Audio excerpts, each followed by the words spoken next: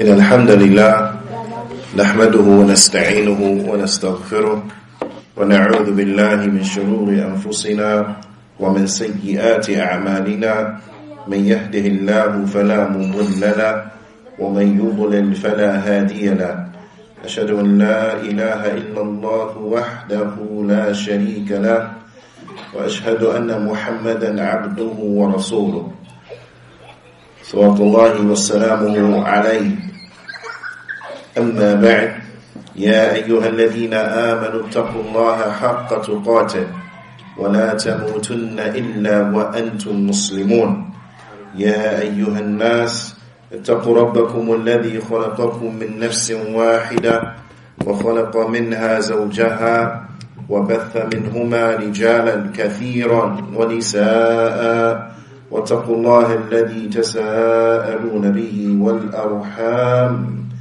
إن الله كان عليكم رقيبا يا أيها الذين آمنوا اتقوا الله وقولوا قولا سديدا يصلح لكم أعمالكم ويغفر لكم ذنوبكم ومن يطع الله ورسوله فقد فاز فوزا عظيما أما بعد فإن أصدق الحديث كتاب الله وأحسن الهدي هدي محمد صلى الله عليه وسلم وشر الأمور محدثاتها وكل محدثة بدعة وكل بدعة ضلالة وكل ضلالة في النار ثم أما بعد الحمد لله على نعمة الإسلام والسنة. All praise and thanks belong to Allah for guiding us to Islam and for guiding us to the Sunnah. We continue going over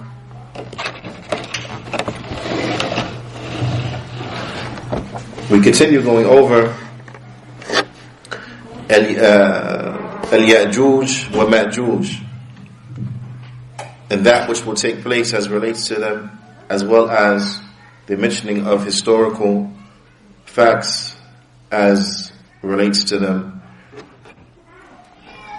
Allah subhanahu wa ta'ala, He mentions Al-Ya'juj wa Ma'juj. He mentions their qissa, their historical facts as relates to them, fil Quran, inside of the Quran. وَهِيَ مَعْرُوفَةٌ, and this is well known. تُقْرَأ فِي سُورَةِ الْكَهْفِ, it is read inside of Surah Al-Kahf, as it comes at the end of Surah Al-Kahf, the historical account of them being trapped behind the wall. وقد أخبر الله سبحانه وتعالى أن ذا القرنين سار طرقا وسلك سبلا. And Allah subhanahu wa ta'ala, He informed us that Dhul Qarnayn, he would travel throughout the lands, he would travel throughout the earth. حتى إذا بلغ بين سدين, until he came to a path, or till he became to these two mountains. نعم وهما جبلين فيهما ثغرة, two mountains that have between them a pass. They have a mountain pass, an opening that is between them. وخلفهما يأجوج ومأجوج, and behind these two mountains then there were Ya'juj wa Ma'juj behind these two mountains. يخرجون على الناس, they used to come out, يعني من هذه الثغرة, they will come out from this mountain path upon the people, and they will cause a lot of corruptions. فيفسدون, they will cause a lot of corruption.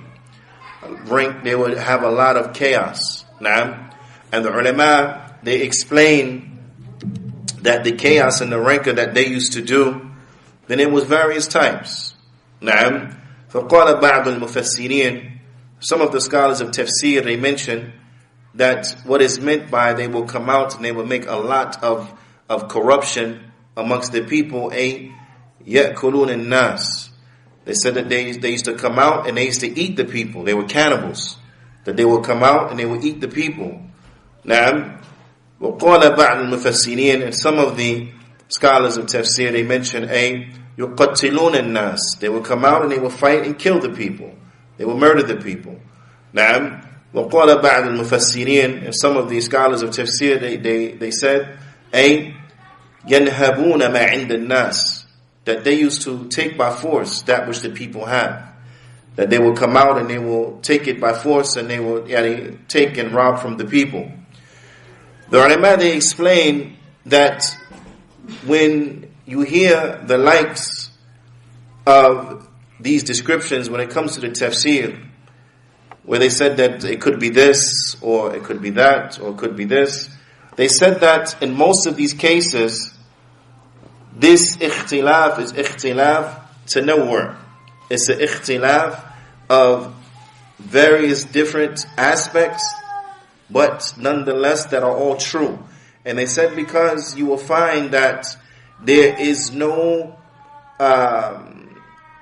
problem in harmonizing between the two, or between that which is mentioned, because they don't come to the exclusion of the other. So you find from this, when you reflect on it, that Ya'juj and Ma'juj, when they will come out from this mountainous path, they used to take by force what the people had. They will take it by force what the people had. And also the ulama, they explain, فَيَأْكُلُونَ الْأَخْضَرِ وَالْيَابِسِ, and they will eat all of the vegetation, the fresh and ripe vegetation, and the vegetation that had grown old and the like and dry. They will eat that too. They will eat up everything.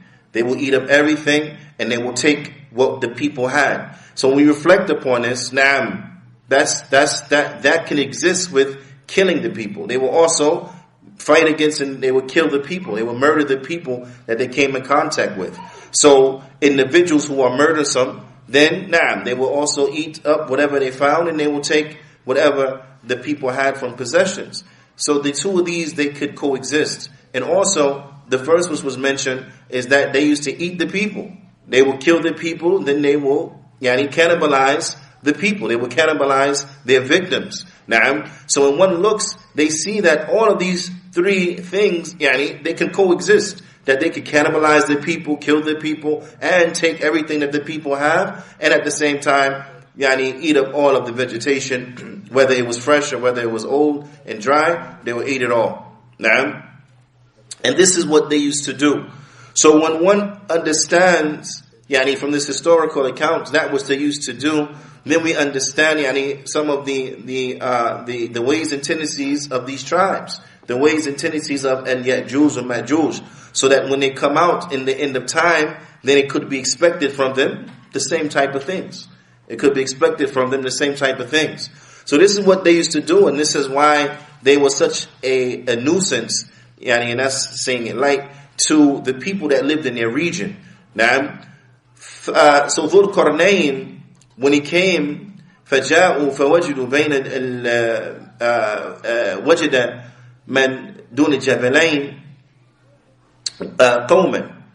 So when he came, out مِنْ دُونِ الْجَبَلَيْنِ قَوْمًا. So when he came, he found, outside of these mountains, a people. He found a people. لَا يَكَادُونَ يَفْهَمُونَ قَوْلًا وَلَا يَكَادُونَ يُبَيِّنُونَ قَوْلًا.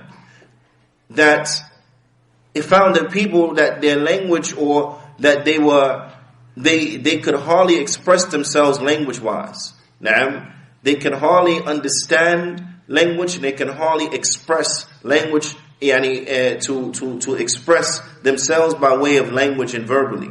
وَلَا يُبَيِّنُونَ وَلَا يَفْهَمُونَ.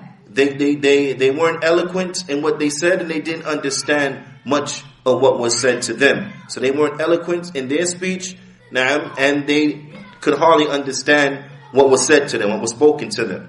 In any event, so you could imagine the likes of these people. That these are people, they have a problem communicating with others. They have a problem expressing themselves, and they have a problem understanding what is said to them.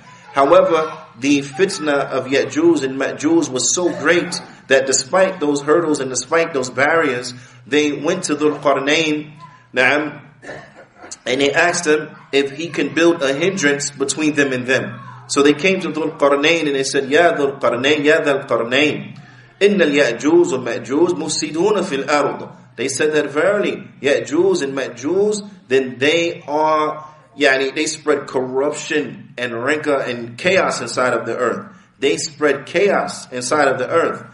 Na'am, فهل نعطيك أجور أجرة من أموالنا على أن تجعل بيننا وبينهم حاجزا. They said, so would you allow us to give you some money, to give you a fee, so that you can build between us and between them a hindrance?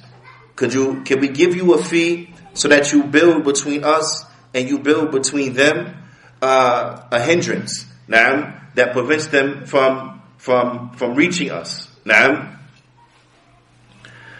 Dhul Qarnayn, he responded to this request because Allah subhanahu wa ta'ala had blessed him tremendously and bestowed much favor upon him. فَقَالَ لَهُمْ, so he said to them, لِتَقْوَاهُ, he said to them, due to his piety and due to his abstention, his wara', he mentioned unto them, مَا مَكَّنِي فِيهِ رَبِّي خَيْرٌ, that what my Lord has given me is better. Naam, that what my Lord has given me from mulk, from a kingdom, from money, from wealth, naam, from strength, is better than what you have to offer. Naam, is better than that which you have to offer, or that which you're offering me as a payment. Naam. So rather, he told them, basically, he refused their payment and what they offered to give him. So he said to them, فَأَعِنُونِي بِقُوَّةٍ, meaning, help me with some strength, meaning, give me ummal, give me some skilled laborers, some ummal, dhawi san'a, some skilled laborers. Now, laborers who they know what they're doing. They have skills in building and so on and so forth. Provide me with a workforce of skilled laborers. And this is what is meant, فَهَذِهِ هِيَ الْقُوَّةِ. This is what is meant by quwwah that is mentioned inside of the ayah. We said, help me out with some quwwah. Now, meaning, provide me a workforce of skilled laborers to help in the construction of this barrier. Umal, ahl al-hirfa, skilled laborers. Now, أَجْعَلَ بَيْنَكُمْ وَبَيْنَهُمْ حَاجِزًا أَشَدَّ مِنْمَا طَلَبْتُمْ. He said, I will give you a hindrance that is stronger, that which will come between you and between them, which is stronger than what you asked of me. Because they didn't ask for any type of hindrance to go. But he said, no, I will give you a radm. I will give you a barrier. You asked for just a hindrance, I'm going to give you a barrier. I'm going to give you something that's even more fortified than that which you asked me for. فالمفسرون, the scholars of tafsir, they mention الردم أقوى من السد, because they asked for a sed, just a hindrance between the two. But he responded and said, I'll give you a radm, I will give you a barrier, now, which is stronger than a sed, is stronger than a sed. قال أجعل بينكم وبينهم حاجزا أقوى مما طلبتم. So I'm going to give you a barrier that is actually stronger than what your original request was for. Something that's stronger. Atuni, ji'uni, give me, biqad'i al-hadid, bring to me, pieces of iron. Bring to me massive piece of iron.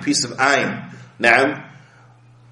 فَجَاءُوا بِهَا, so they came with it. So they came with this massive piece of iron. حَتَّى إِذَا سَاوَى بَيْنَ الْجَبَلَيْنِ, until it covered and it blocked off between the mountain path, until it totally blocked it. It totally made a barrier for it completely. نعم. فبلغ الحديد رؤوس الجبال, and this piece of iron, it not only covered the mountain path from side to side, but it was also as tall as the mountain itself. So it reached and extended all the way up to the peak of the mountain. Naam. So one thing that a person takes away from this, naam, is that this shows you that they had a level of skill and a level of technology that perhaps we don't fully understand. Now I'm going to tell you something. The modern man in their arrogance, they believe that no one who has ever walked the earth has done it to the extent and as fine as we have done it. Now, but when you understand these historical accounts in that, it brings serious doubt to that arrogant premise that we are just the most advanced and the most savvy and the most knowledgeable generation to ever walk upon the earth. But rather, Allah subhanahu wa ta'ala, He informs us in the Quran when Allah ta'ala refuted the hypocrites, and it's showing the hypocrites that punishment could come to them, that they can be destroyed, just like those who came before them were destroyed. Because those who came before them, as Allah ta'ala informs us in the Quran, كَالَّذِينَ مِنْ قَبْلِكُمْ, like those who came before you, كَانُوا أَشَدَّ مِنْكُمْ قُوَّةً, that they were stronger than you. They had more strength, they had more resources than you have right now, and they got destroyed. So if they got destroyed and they were stronger than you, and they had وَأَكْثَرَ أَمْوَالًا, and they had more money than you, وَأَوْلَادًا, and they had more children or offspring than you, they got destroyed, so you can get destroyed. But when one reflects upon this and they realize, subhanallah, those who came before, they were stronger and they had more wealth, more resources, and more lineage, and so on and so forth, then it brings into serious question the premise of these arrogant ones, these modern individuals who want to believe that, no, there has never been anyone upon the earth that's more technologically savvy, has more knowledge, and so on and so forth than us. Now, when one just looks at some of the, and this is just ala sabili mithal, this is just an example, some food for thought, but when one looks at, for example, some of the things that were built in ancient times, they're still here. Right? They're still here. Thousands of years later, they're still here. Granted, some of them were covered up by sand and, had to be excavated and the like, but they're here. And then many of them, just stood there all that time. So this is a sign for us to humble ourselves and to reflect that just as this great civilization, or these great civilizations that have built these things and have accomplished what they have accomplished, they're gone. Now, they're gone. So just as they were wiped out, we can be wiped out. Just as, when they disobeyed Allah subhanahu wa ta'ala, the punishment came unto them, then likewise, if we disobey Allah subhanahu wa ta'ala, then a punishment will come to us. Now, and when one reflects and they compare what they had from buildings and structures and so on and so forth, and compare that to what we have from building and structures, then we know that what we build with now, it won't last that long. It won't last that long. Yet what they built with lasted. So this gives you something to reflect on. That perhaps we're not the best that have ever done it. Perhaps we're not the most skilled that have ever done it. But when one reflects upon this, then they will see this is a great task. A piece of metal, a piece of iron, and for those who know what it takes to forge such a piece of iron, that's some serious technological savvy. And likewise, Dhul Qarnayn, he understood that they had the ability to do it. So he said, give me skilled laborers. Now, you want this built, I can build it. Keep your money, but provide me with a workforce of skilled laborers so we can get this job taken care of. Now, so just that within itself shows that he understood that they had the technology needed to complete the task at hand. Now, and that's just some food for thought. That's just something to think about. Now, but so it covered from side to side. It totally covered the mountain pass, and it was as high as the mountain peaks. It was as high as the peaks of the mountain. So this is a tremendous barrier. This is a tremendous barrier. But not just that, the ulama, they mentioned that after this was done, that what is meant by unfiqhu, that to blow on it, يعني انفخ عليه بالنار, that put fire upon it. Put fire upon this piece of metal. Because it was, and does anyone know about doing things like of this nature with metal? Once you put it, the raw metal into place, now you have to mold it and shape it and retrofit it to whatever it is you're placing it around. You're not just going to take a piece of metal, just put it, that's it. But then you retrofit it so to that which is around, which will require that it would a smoldering process. That makes sense? Now, right. So he said, then pour upon it, fire, blow fire upon it, حَتَّى إِذَا جَعَلَ الْحَدِيدِ نَارًا, until the piece of iron itself became fire, meaning that it became molten, until the piece of iron itself became molten. And some of the ulama, they speak about, perhaps some of the compounds that were involved in this process and that are a part of this barrier. So some of the ulama, they said, that it was said, أَعْطُونِي nuhasan. Some of the ulama said, what is meant, bring me some copper. Na'am. وقال بعض المفسرين, and some of the mufassirin, they say أعطوني رصاصا, they said and give me some lead. نعم. وقال بعض المفسرين أعطوني حديدا مذابا, they said what was meant was, and bring me more molten iron to be poured over it. Na'am. So some of the ulama, they said that what was poured over it, once it became molten and it was and the like, then it was copper that was poured over it. Others from the ulama said no, it was lead that was poured over it. Others from the ulama said no, it was actually molten iron that was poured over it to finally fix it into place, and so on and so forth. And Allahu a'la wa a'lam which one it was, but it is clear that it was extremely efficient, as it has trapped them until this day right now. Now, so فَوَضَعَ عَلَيْهِ, so they put upon it, and it was fixed in its place. فَمَا اسْتَطَاعُوا أَنْ يَظْهَرُوهُ, so they didn't have the ability, Ya'juj and Ma'juj, because of the manner and the way in which it was built and so on and so forth. They didn't have the ability to scale it.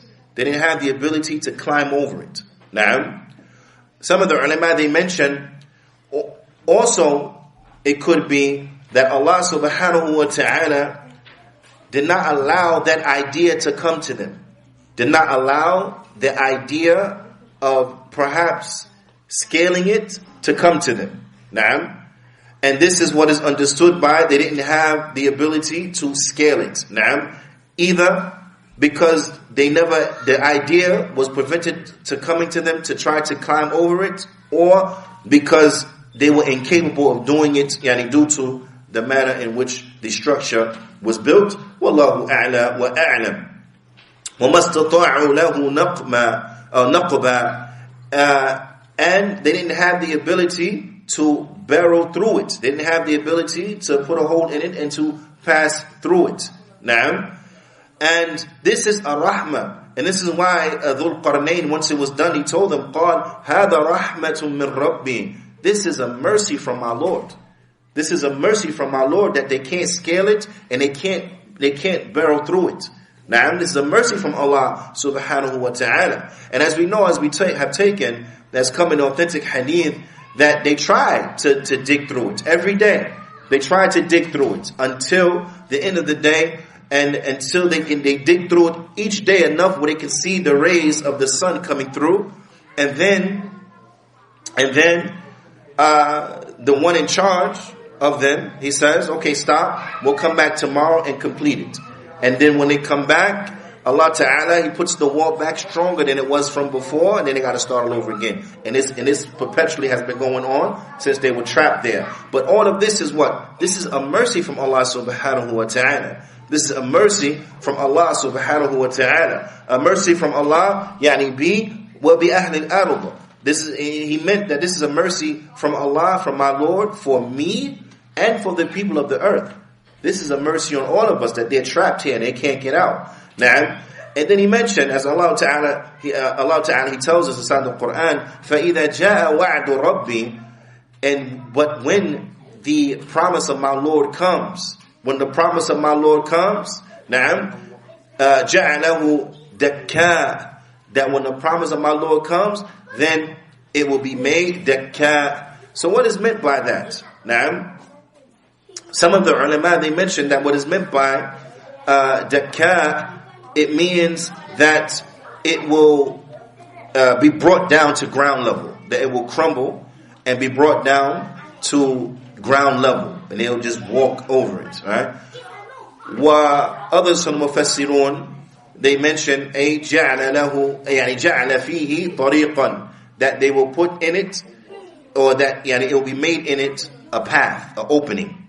It will be an opening that will be made inside of it. And Shaykh Sulaiman al-Ruhaili, حفظه ta'ala, he mentions وَهَذَا الْأَصْوَبِ. نعم وَهَذَا أَصْوَبِ. This is more correct, that there will be a pathway that will be made in it, meaning, so even when they finally get through it, it won't be destroyed altogether. But there will be a pathway, and then they'll be able to exit from that pathway when the promise of Allah subhanahu wa ta'ala, when it comes to pass. نعم فقد مر معنا أن يأجوز ومأجوز يحفرون السد كل يوم. نعم. And as we have taken this, and as we have already went over the fact that they dig at it every day. They dig at it every day. نعم. But so they have been constantly digging at it. And in the end of times, when it is decreed for them to come out, the head of that digging party, he will say, we'll come back tomorrow, insha'Allah. Naam, that will come back tomorrow, insha'Allah. And then when they come back the next day, it will be exactly as they left it, and then they will finish breaking through it, and they will break through, and they will come out to wreak havoc upon the human beings. Naam. Imam al-Nawawi, rahimahullah ta'ala, he mentions in the explanation of Muslim some notes on the hadith that comes in Sahih Muslim that speaks about when Ya'juj and Ma'juj when they will break out and come upon mankind.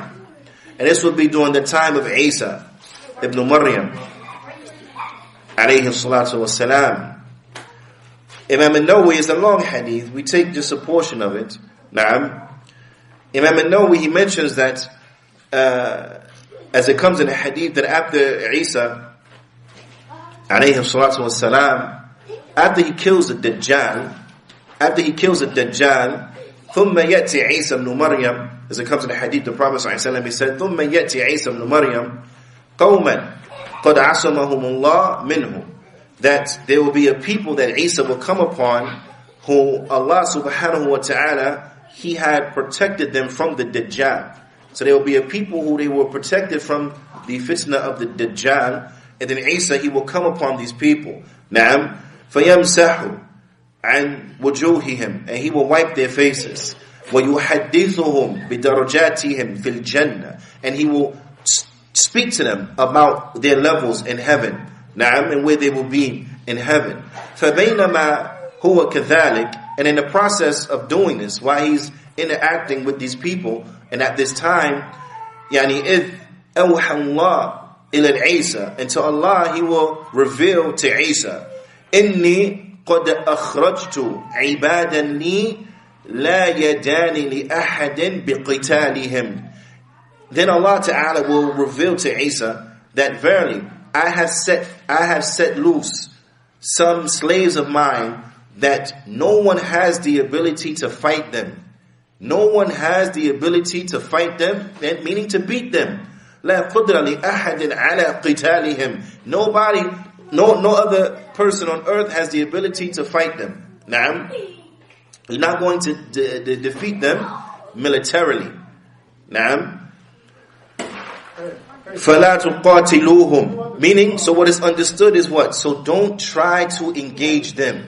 That nobody will be able to fight them, so therefore do not try to engage them. Don't try to fight them. Don't try to meet them on the battlefield. Na'am. فَحَرِّزْ عِبَادِي إِلَى الطُّورِ. So take my slaves to Tur. Take my slaves to Tur, to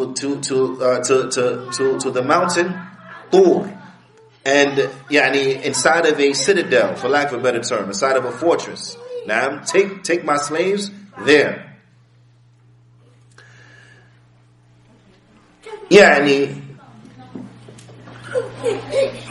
Take my slaves there so that they can escape and be free from the fitna of Ya'juj and Ma'juj. Now, so that they won't be killed and eradicated by them. فَيَبْعَثُ اللَّهُ يَأْجُوجُ وَمَأْجُوجُ. So then Allah wants the Muslims, once Isa alayhi salatu wassalam and the Muslims are in the fortress above this mountain, then Ya'juj and Ma'juj, they will be sent out. Now, وَهُمْ مِنْ كُلِّ جَدَبٍ يَنْسِلُونَ. They will come down from every path from every way. They will descend and they will come and they will sweep over the lands. نعم. فَيَمُرُّ أَوَائِلُهُمْ عَلَى بُحَيْرَةِ طَبَرِيَّةٍ. So the first of them, the massive legion of them, the first of them will come to the lake Tabariya. They will come to the Tabariya lake and they will start to drink from it. So the first of them, they will come to it and they will start to drink from it. Na'am. فَيَشْرَبُونَ مَا فِيهَا. And they will drink what is in it. And like this, they'll drink, and then, those behind them is excessively, as they're moving through, they're drinking. They're drinking from it. Ya'juj and Ma'juj. فَيَمُرُّ آخِرُهُمْ فَيَقُولُونَ لَقَدْ كَانَ بِهَذِهِ مَرَّةً مَا. So by the time the last of the army gets there, or the last of the force or the legion gets there, they will say, it's as if there used to be water here. It seemed like it used to be water here. There used to be a body of water. And that's an indication to show you how many of them there are. That's an indication to show you how massive amount they are in number. Now, وفي الرواية عند الترمذي, and inside of a narration, as it comes inside of a Tirmidhi,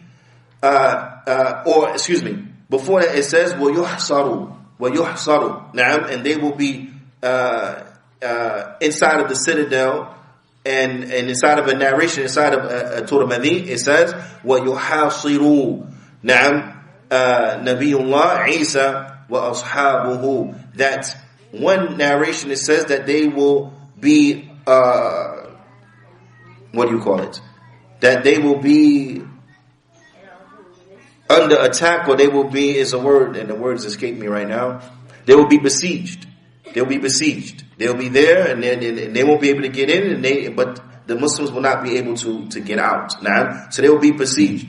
And then another narration that says that Nabiullah Isa and his companions, they will take shelter in this fortress or in this structure. They will take shelter there, but they will be besieged in this shelter. So to the point where, again, when people are besieged, whatever resources they have, that's the only resources they have. They have no other resources. So there's no supply chain. So there's no new supply coming in. There's no new food coming in. There's no new vegetation or vegetables coming in or anything like this. So whatever you had when you closed that gate, that's what you had. But they will be besieged there, so much so, and to such a point and for such an extent that, as the Prophet ﷺ, he said, حتى يكون رأس الثور لأحدهم خيرا من 100 دينار لأحدكم اليوم.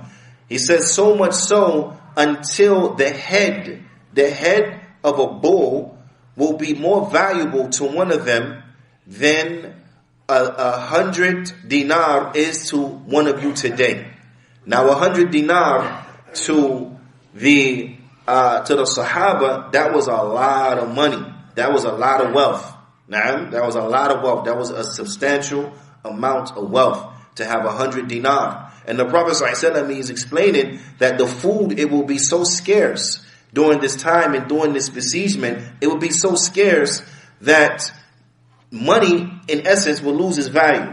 And just the head of a bull will have more value than 100 dinar. Now, and we all know, well, maybe not all of us, but many of us know how much meat is on the head of any particular animal. Now, there's some meat that's there, but it's not like, prime real estate as far as meat goes for an animal. Now, but this is to the extent in how scarce the food it will be. This is to the extent, and this is how scarce the food it will be. So at this time, and mind you now, the food is running out. They're still being besieged by Ya'juj and Ma'juj. They're still there. They're still trying to get in.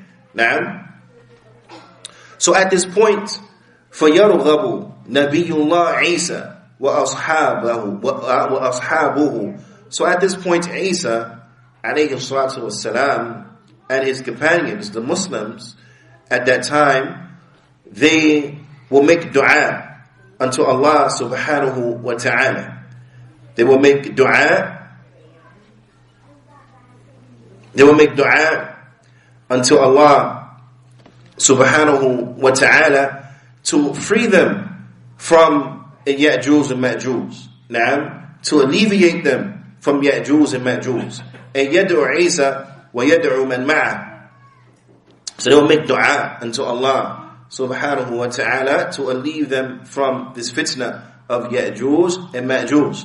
فَيُرْسِلُ اللَّهُ عَلَيْهِمْ النَّظَفِ.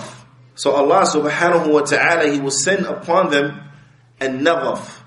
And an-nadhaf, it's a dude, na'am, it's like a worm. The best I could give you some understanding of what it is as a description, but it's similar to a boatfly maggot.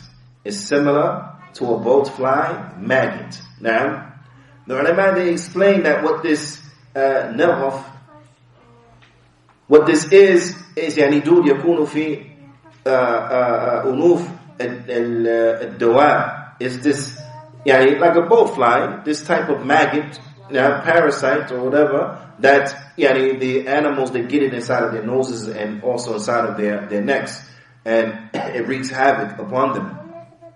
So Allah subhanahu wa ta'ala, He will send upon them فَيُرْسَلُ اللَّهُ عَلَيْهِمْ النَّظَفِ فِي رِقَابِهِمْ.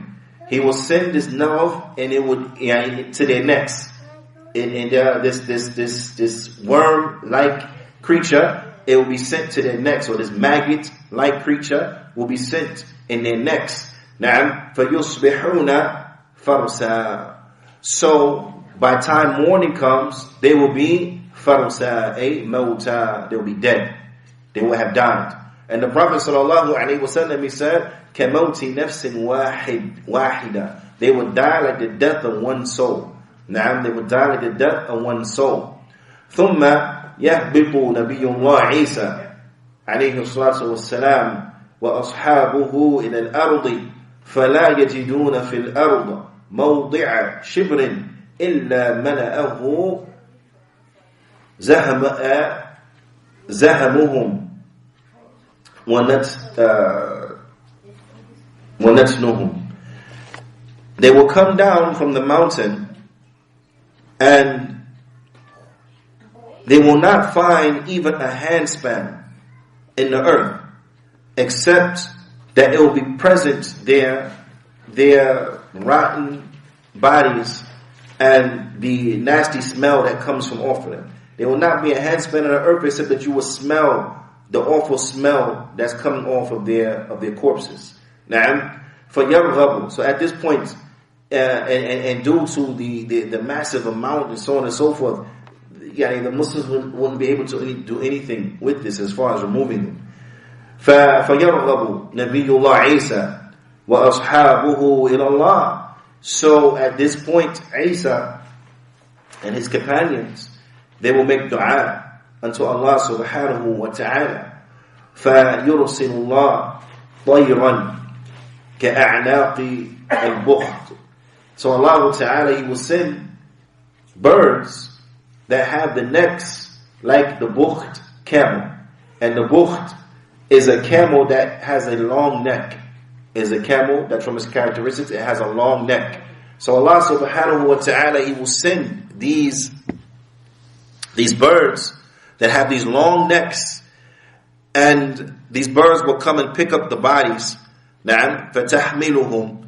They will come and pick up the bodies, فَتَطْرَحُهُمْ, and they will throw them and disperse of them, حَيْثُ شَاءَ اللَّهُ, wherever Allah wills. ثُمَّ يُرْسِلُ اللَّهُ مَطَرًا. Na'am. And then Allah subhanahu wa ta'ala, He will send the rains. Na'am. And as we heard from the telling of the Shaykh Usama al-Utaybi, hafidhahullah ta'ala, that this will be after a period of drought where it wasn't raining. Na'am. And then Allah subhanahu wa ta'ala, He will send the rains. وَلَا يُكِنُّ مِنْهُ بَيْتُ مَدَرٍ وَلَا وَبَرٍ. And they will not last any type of house that was made of hardened clay, or any type of house, any type of hut that was made from hair or a straw or what have you, except that it will be knocked down. This is how torrential the rains will be, that it will knock down all of these structures. Now, and thus the earth, it will be cleaned. Thus the earth, it will be cleaned.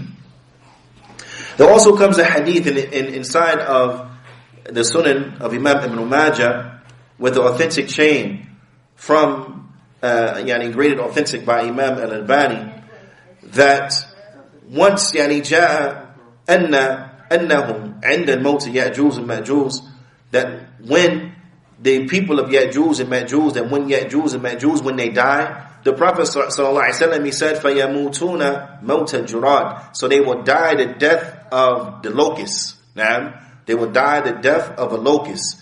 Now, for those who know, when the locusts, when they die, it's like they fall on top of each other, right? So when they die at once, and they fall all on top of each other. And likewise, this is how Ya'juj and Ma'juj, when they die, then this is how they're going to fall down.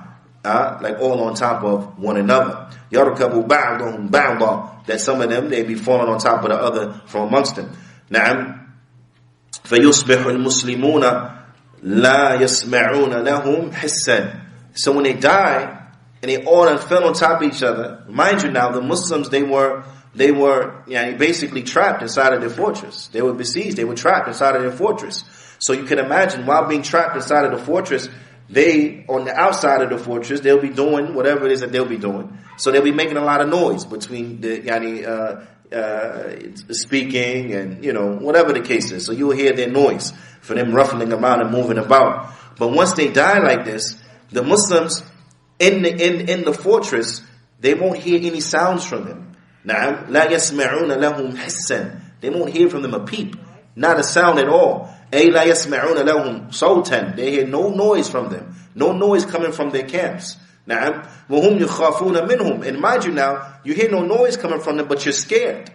You're scared of these people. You understand? So, in other words, I'll give you an example. If a dog was chasing you, right, and you ran behind a gate, but it was a type of gate where you couldn't see over it, or whatever the case is, right? But a dog is chasing you, ran behind the gate, and you hear the dog barking. You're scared, but you're not that scared, because you know the dog can't get through the gate, and you know where the dog is at, because you can hear it. That makes sense? You know where the dog is at, because you can hear it. So you know, okay, he's still over there a little bit. But now what will happen if the dog stopped barking? Your fear will intensify, because now you're like, okay, now you're going to start looking around. Is there another way to get in here? Did the dog figure something out? So he stopped barking because he found a way in? So now you're going to start checking the perimeter, make sure there's no cracks, there's no other door you didn't realize that was still open. So now your fear intensifies, right? So likewise, they were terrified of Ya'juj and Ma'juj, but when you hear their noise, you know, okay, they still over there. So now once they died, and it goes quiet, now the fear intensifies. Oh, what's happening? They're quiet. That's a bad sign. what they up to, right? It's like anyone who has small children. As long as they making noise, you're okay. It's when everyone is quiet. Okay, now you got to get up and walk around the house and see what's going on. Because if they're quiet, that usually means they're up to no good, right? Like, adequately had. So at this point, they won't hear from them anything. Naam. So فيقولون, they will say, يعني من رجل يشري نفسه ينظر ما فعلوا. So they will say, listen, who wants to, who's going to be brave enough? What man will buy himself, meaning what man will be brave enough to risk losing his life to go to see what are they up to? Who is going to be brave enough to go out on this mission, this reconnaissance mission, risking their lives, right? To see what are they up to? Now, meaning who from amongst you is going to sell his soul to Allah? Who from amongst you is going to trade his soul now for Allah's reward and go and see what they're doing? Go see what they're up to. So a man from the believers, he's going to take it upon himself. He's going to take up that mission. Na'am, فَيَنْزِلْ مِنْهُ رَجُلٌ. So a man from amongst them, he's going to go down. وَقَدْ وَطَّنَ نَفْسَهُ عَلَىٰ أَنْ يَقْتُلُوهُ.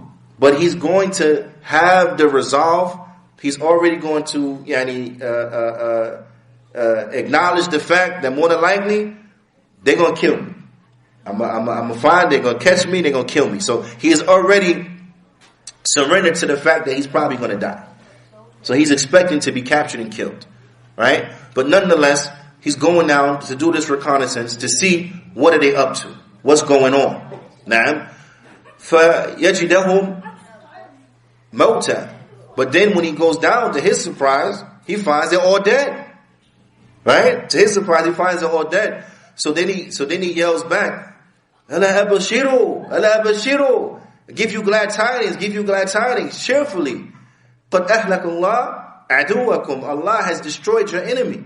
Now, فَيَخْرِجُ النَّاسِ. So then the believers, they will come out at that point. They're happy. This man is happy because he surrendered. He's going to die. He already gave it up. Okay, they probably going to catch me, kill me. But now he finds, actually, they're dead. So you can imagine how happy.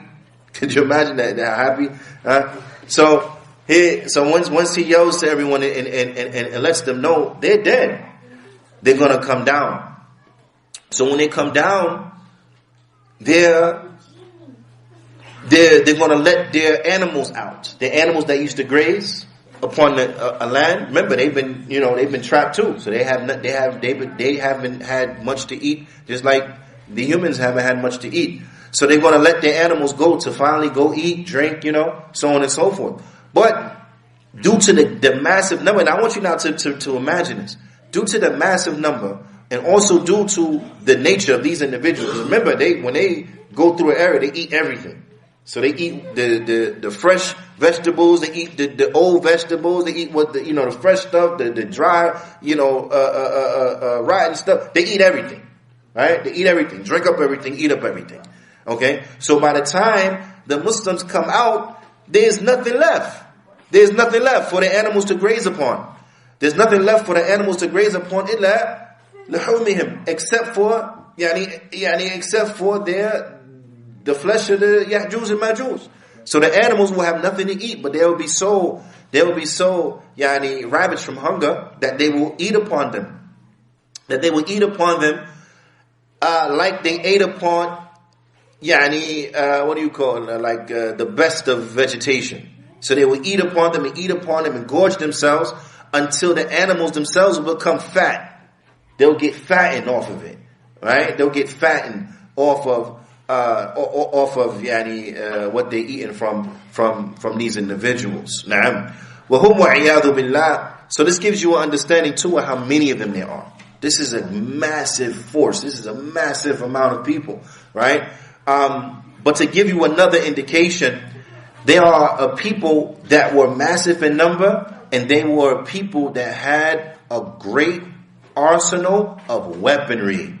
They had a great arsenal of weaponry. Now, which, given their number, given how ferocious they are, and then now given the amount of their arsenal, we understand better why Allah subhanahu wa ta'ala, or perhaps we understand better why Allah subhanahu wa ta'ala will tell Isa and the Muslims, go to the fortress, don't try to fight them. Don't try to fight them. Right?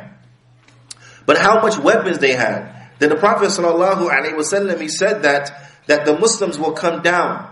Right? They will come down, and the Muslims, they will be pretty much dealing with and trading and, just pretty much picking up and cleaning up and excavating or whatever from the bows and from the arrows and from the shields of Ya'juj and Ma'juj, 7 sinin. For 7 years they be cleaning up after them.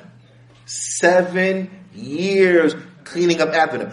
But cleaning up what? Their arsenal of weapons. Could you imagine how much weapons that is? That for 7 years, you picking up their weapons, you getting and excavating and cleaning up their weapons for 7 years. So this gives you indication of, subhanallah, how tremendous this force is. It gives you an indication how, subhanallah, how deadly of a force this is and how great of a fitna this is. Now, and this particular hadith that speaks about picking up and cleaning up of their weapons, it comes in the Sunan of Imam Ibn Majah, and it was graded authentic by Imam Al-Albani. Naam, it was graded authentic by Imam Al-Albani. Ala kulli hal, when we understand the likes of these things that are going to take place, and it is important that we strive to learn about them with sound knowledge, because the effects that they have upon our iman, or the effects that they have upon our deen, they are tremendous. Because these all are signs and things in which give us alert to get ourselves ready and to prepare ourselves for meeting Allah subhanahu wa ta'ala, and to rectify ourselves and to fix what needs to be fixed from our adherence to the deen of al-Islam, to increase on what we could increase upon from righteousness, to decrease on what we need to decrease upon from sins and transgressions, and to make tawbah to Allah subhanahu wa ta'ala, and to focus in on and to readjust our perspectives so that we look at that which is important. Because living in this world, day in and day out, in this rat race, it's easy to lose focus. It's easy to lose focus and to lose sight of the greater goal. It's very easy to lose focus and to lose sight of the greater goal. And it is important as a believer that we never take our eyes off of the greater goal. And the greater goal is the ultimate goal, and that is meeting Allah subhanahu wa ta'ala, and He is pleased with you. That is going to the Jannah. That is escaping the fire. This is the only thing really. This is the only thing really that is important. All these other things that are important, they are circumstantially and temporarily important. Naam, they're circumstantially and temporarily important. Naam. So, for example, individual paying their rent, that's important, right? It's important, but circumstantially, it's important circumstantially for you to pay your rent, circumstantially, but also what? Temporarily, it's only temporarily important. It's not really important, but it's important. For when? For right now, and for you, for right now, it's important. But in the grand scheme of things, as they say, is it really that important? So when you come on a day of judgment, is your main concern going to be, well, I didn't pay my rent. There's a few months I was late in paying my rent. That you going to worry about that on a day of judgment? No. Huh? Whether you had a T-bone steak or you had peanut butter and jelly, which one is it really that important? Now you come on a day of judgment, and are you going to be worried about that you ate, I don't know, 1 million peanut butter jelly sandwiches in your life or not? No, you're not going to care about that. What's going to be your main concern? Going to Jannah. Not going into the hellfire. Escaping the hellfire. Going to the Jannah. That's your main concern. Now, for the person that's in Jannah, and you look back on your life, all the pains, all the aches, all the heartaches, all the, whatever the case is that happened to you in your lifetime, does it have any bearing on you? You going to have PTSD over that? No, who cares? Whatever, who cares? I was the poorest man ever from the human beings. I don't care. If you in Jannah, you don't care. Nah, but if you was the richest man ever to walk the earth, but you was in the hellfire, what your riches and what your time on earth mean for you? Nothing. Nothing. You begging for a drink of water, you ain't getting no water. You begging to get out, you ain't getting out. You begging to sit back to the dunya, you ain't getting sit back to the dunya. You begging that the punishment be light, and no, the punishment is going to be made worse for you. So now, what all your money? What that help you? Nothing. So when you look at things from this greater perspective, Juyaanee, it really changes your worldview. Now, think about this. You'll be able to reevaluate people's value in your life based upon your greater goal. Now, so let's do this for example. You a young man, you want to get married. So now, what's more important for you in the long run? What's more important for you, Juyaanee, dealing with the ultimate and the greater goal is what? Marrying someone who is righteous. So however pretty and beautiful and whatever it is and charismatic that girl may be, if she's a girl that is, Juyaanee, despicable in her character, she is a kafir, she don't believe correctly and so on and so forth, she not helping you get to the Jannah, then how much value does she really have? None. She has no value at all. She's worthless. She's worthless. She means nothing. Why? Because ultimately she's going to destroy you. She's going to hurt you. Right? So she has no value. But that person that helps you go to the Jannah, that person that helps you remember Allah, that helps you and prevents you, Juyaanee, that helps you stay away from evil by warning you and preventing you from doing the evil. That one that loves you enough to say, fear Allah, that's haram, don't do this. No, this is wrong, this will anger Allah. Stop, fear Allah. Now, that person is the person that has value to you. That person that reminds you, read some Quran. You read the Quran today?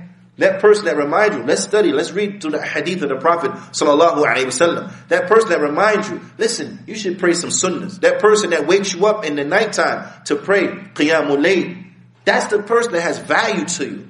That person that tells you, no, stay away from bid'ah and the people of innovation. That person has value to you. That person that helps you be a better Muslim. That person has value to you. Because all of these things lend to the accomplishment, bidnillahi ta'ala, of the greater goal. And that's going to the Jannah. Now, anybody that's not doing that, in essence and in reality, they have no value to you. They're worthless to you. Worthless. I don't care how much money they got. I don't care how fine they are. I don't care what kind of car they drive. I don't care whatever. They're worthless to you. If you're not going to help me go to Jannah, then what I need you for? Right? This is the reality. But the wise man is the one who realizes it sooner than later. How many brothers marry people just because of their beauty, just because of whatever, and Juyaanee, it's just a headache, and it's just they fighting in the house with a Muslim wife about practicing their religion. Then now they regretting it.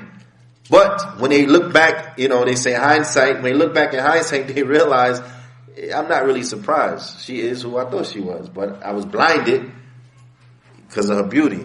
I was blinded because of whatever else. It blinded me. But I saw these stuff before though, but I just overlooked them because I figured, I'm going to change her. She going to, you know what I mean? And likewise for the sisters. To end up regretting. So we have to look at things through this aspect. We have to look at things from this perspective. Things that are ultimately going to help us in the hereafter. Not things that will give you a temporary victory that will lead to eternal loss. No. Things that will help you in the ultimate victory, and that is meeting Allah subhanahu wa ta'ala, and He's pleased with you. That's it. If you meet Allah and He's pleased with you, khalas, that's the only thing that's important. That's it. You see? And this is what reflection upon the likes of these things help us to do, is to get ourselves back into focus, to refocus, to get ourselves back in the right mindset, to prepare to get ready. Because when you realize that the earth is about to end, because you see those signs that are the signs that come prior to the ending of the earth, then you have to get ready, because time is running out. And when you reflect upon time running out and how the earth is meeting its end, and you think about that, you realize that time yani, is not specific just to the earth, and the earth meaning its end, but also your time clock, of lack of a better term. Also, your clock is what is winding down. Also, your time is coming to an end. Also, your time upon this earth is about to meet its end. And when that happens, khalas, that's it. So it reminds you to refocus, to come with more energy, and the like, to get better upon your religion now, not later, because everything is coming to an end and drawing to a close. Now, and this is what I want everyone to take away from these lectures, not just the information that comes therein. Now, I want you to take the information that comes therein, the correct aqeedah. You got to take that. Now, you have to take that, and that's a concern, and that's extremely important. But it doesn't end with you. It doesn't end just with you taking it. Now, because now that you've taken it in, now that you have taken in that authentic knowledge, now what you want to do with it? Because knowledge without action is like a tree without fruit. Now, so now what you going to do with it? Now you got to act upon it. You got to that knowledge now has to move you to excellence. Bi-idhnillahi ta'ala. So in addition, Walaikum Salaam wa rahmatullahi wa barakatuh. So in addition to taking in and taking good notes and getting the knowledge, then you have to put forth yani just as much or more energy in what? In implementing that knowledge and acting upon that knowledge and acting and bringing forth actions that are appropriate for a person who has that knowledge. Now, as you have to bring forth actions that are appropriate for a person that has that knowledge and to really benefit from that knowledge. And that is something vital that I want everyone to take away from this, is to let's get ready for the end of the world, because regardless, the end of our world is coming soon, because death is close. بإذن الله تعالى نكتفي بهذا القدر، وصلى الله وسلم على نبينا محمد وعلى آله وصحبه أجمعين، وجزاكم الله خيرا.